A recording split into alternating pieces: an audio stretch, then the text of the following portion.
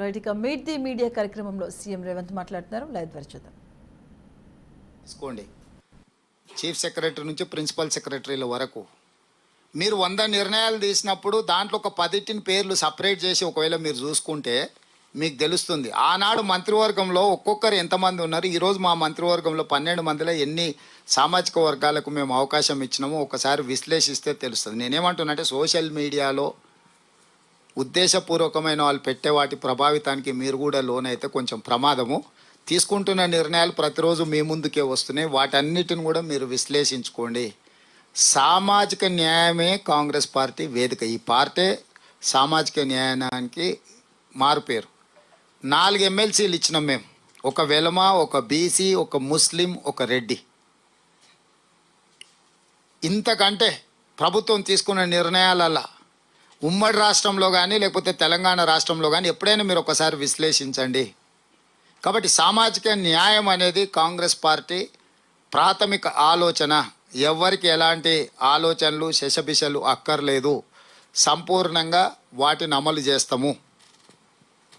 Next right whips అదేవిధంగా విప్పులు వేసినాం 4 ఒక మాదిగ, ఒక మున్నూరు కాపు, ఒక కుర్మా యాదవ్,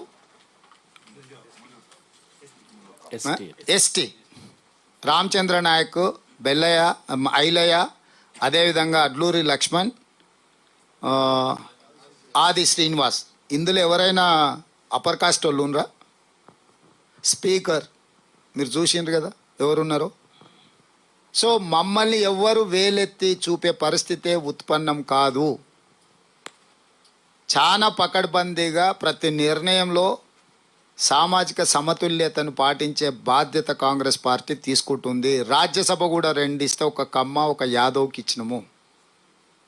కాబట్టి పనిగట్టుకొని ప్రభుత్వం మీద బురద జల్లాలే, వాళ్ళ దుర్దంతా మా దగ్గర తీర్చుకోవాలి మాతోని అని కొంతమంది అనుకుంటే వాళ్ళ పట్ల మనం జాలి పడతాం తప్ప మన నిర్ణయాలలో లోపం లేదు.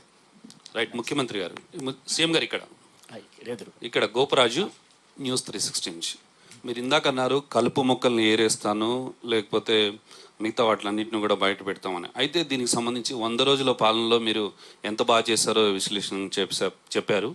అయితే ఈ 100 రోజుల పాలనలో గత ప్రభుత్వంలో చేసిన అవినీతి ఎన్ని కోట్లు బయటపడ్డాయి, దీనికి సంబంధించిన పేపర్ ఏమైనా బయట పెడతారా? ఈ 100 రోజుల పాలనలో ఓవైపు సంక్షేమం, అభివృద్ధి, పరిపాలనతో పాటు రోజు కొద్దీ తొవ్విన కొద్దీ అవినీతి బయటకు వస్తుంది. దీనికి సంబంధించి ఏమైనా డిస్ప్లే చేస్తారంటే ప్రజలకి, రాష్ట్ర ప్రజలకు కూడా తెలియాలి కదా, ఎంత అవినీతి సొమ్ము బయటపడింది, ఎంత అవినీతి పాల్పడ్డారు అనే దాని విషయం మీద ఏమైనా చెప్తారా?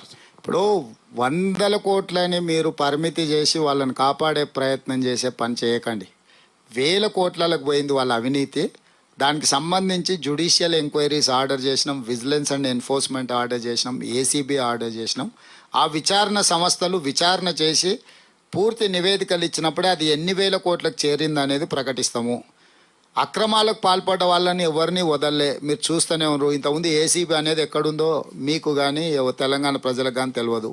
ఈరోజు రాష్ట్రం నలుమూలలో జరుగుతున్న విధానాలు, అదేవిధంగా అవినీతికి సంబంధించి శాసనసభలోనే చర్చ చేసి జ్యుడిషియల్ ఎంక్వైరీ చేసినాం, జడ్జిల నియామకాలు కూడా జరిగిపోయినాయి. విజిలెన్స్ అండ్ ఎన్ఫోర్స్మెంట్ వాటి మీద ఇచ్చినామో మీరు చూసినారు. ఏదైనా రాజ్యాంగబద్ధంగా క్రమ పద్ధతిలో మాత్రమే విచారణ జరుగుతుంది. ఈ దేశం ఎంత గొప్పది అని అంటే మన అందరి కళ్ళ ముందల AK-47 పెట్టి చాలామందిని కాల్ చేసిన ముంబై కాల్పుల్లో పాల్పడ్డ కసబును కూడా ఉరేయడానికి ఒక ప్రాసెస్లో మొత్తం విచారణ చేసిన తర్వాతనే ఉరేసినరు. పక్క దేశం నుంచి మన సార్వభౌమాధికారం మీద దాడి చేసిన కసబ్ కూడా రాజ్యాంగబద్ధంగా విచారణ జరిగింది.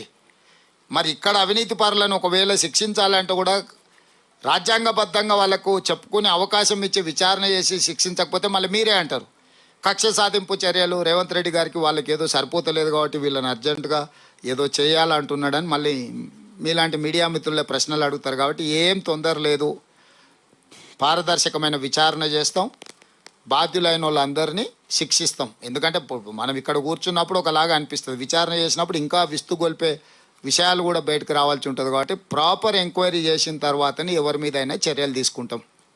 Sir Rahul sir from wire. Sir మీరు అన్నారు ఈ 9 సంవత్సరాల్లో తెలంగాణలో ఒక సాంస్కృతిక దాడి విధ్వంసం జరిగిందన్నారు. మనం ఈ 9 సంవత్సరాల్లో ఒక తెలంగాణ కోణంలో ప్రపంచ తెలుగు మహాసభలు జరుపుకున్నాం. తెలంగాణ కోణంలో బలగం లాంటి సినిమాలు, నాటు నాటూరు లాంటి ఆస్కర్ విన్నింగ్ పాటలు వచ్చినాయి మనకు. మనము బతుకమ్మ, బోనాలు లాంటి పండుగలకు మనం జీవం పోసినాము. ఇప్పుడు దీన్ని మీరు ఎట్లా చూస్తారు? రాహుల్ గారు, ఇప్పుడు ఆ బలగం సినిమా కానీ లేకపోతే ఆ పాట కానీ ప్రభుత్వానికి ఏం సంబంధం లేదు. కొంతమంది పెట్టుబడి పెట్టి సినిమాలు తీసుకున్నారు, వ్యాపారం చేసుకున్నారు, అందులో వాళ్ళకి ప్రయోజనం చేకూరింది, దాంట్లో కొంత తెలంగాణ సంస్కృతి గురించి వచ్చింది. ఇక్కడ మనం చర్చిస్తున్నది ప్రభుత్వ నిర్ణయాలు. మీరు చూస్తుంటే అమ్మగారు లేరు కాబట్టి వచ్చేసారి బతుకమ్మ చేర్చడానికి ఎవరు ఉండేటట్టు లేరు, ఎట్లా అనేటట్టే ఉండు.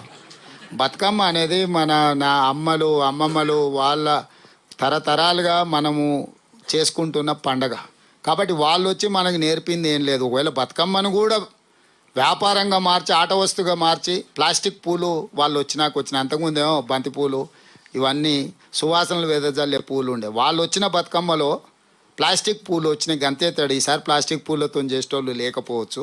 కాబట్టి ఖచ్చితంగా ఆ సాంప్రదాయం కొనసాగుతూనే ఉంది. బతుకమ్మలు, బోనాలు ఎవరు ఉన్నా ఎవరు లేకపోయినా తరతరాలుగా కొనసాగుతూనే ఉంటుంది. Next sir, Sadiq, big TV sir.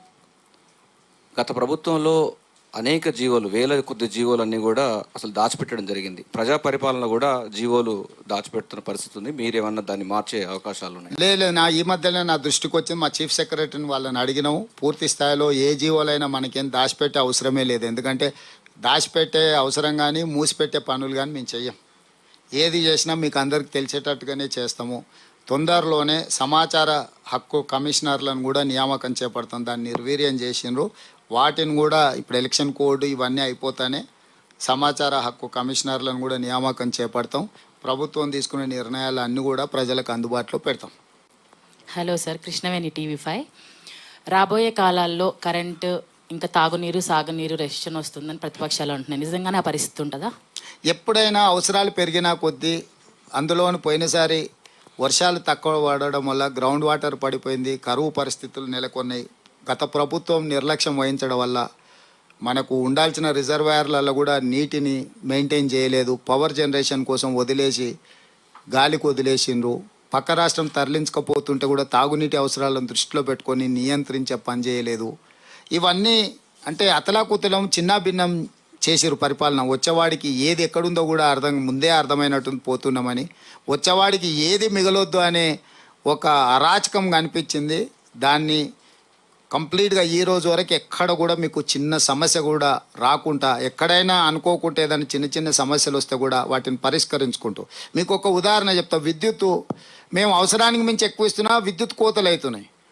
ఏంద్రా అని చూస్తే కొంతమంది నాయకులు ఆ లైన్మెన్లకు చెప్పేసి ఎక్కడైతే విఐపీలు ఉంటారో ఎవరు అంటుంటారో ఆ లైన్మెన్ లైన్ ఆఫ్ పని మొదలుపెట్టిండ్రు. అందుకే ఎవడు ఆపితే వాడు కారణం లేకుండా ఆపితే ఉద్యోగం కూడా వీకుర్రు అని చెప్పిన తర్వాత కొంతమందిని వీకినాక కొంత అంటే లైన్ అప్ అయింది. అంటే కొంతమంది పిచ్చోళ్ళు ఉంటారు కదా, సైకోఫాన్స్.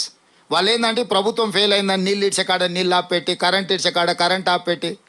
మీరు పోయిన సంవత్సరం ఎంత విద్యుత్తు ప్రభుత్వం ఇచ్చింది, ఈ సంవత్సరం ఎంత విద్యుత్ ఇచ్చింది, సేమ్ డే సేమ్ మంత్ మీరు కంపేర్ చేసి చూడండి. అంతకంటే ఎక్కువ ఇస్తున్నామా తక్కువ ఇస్తున్నామా?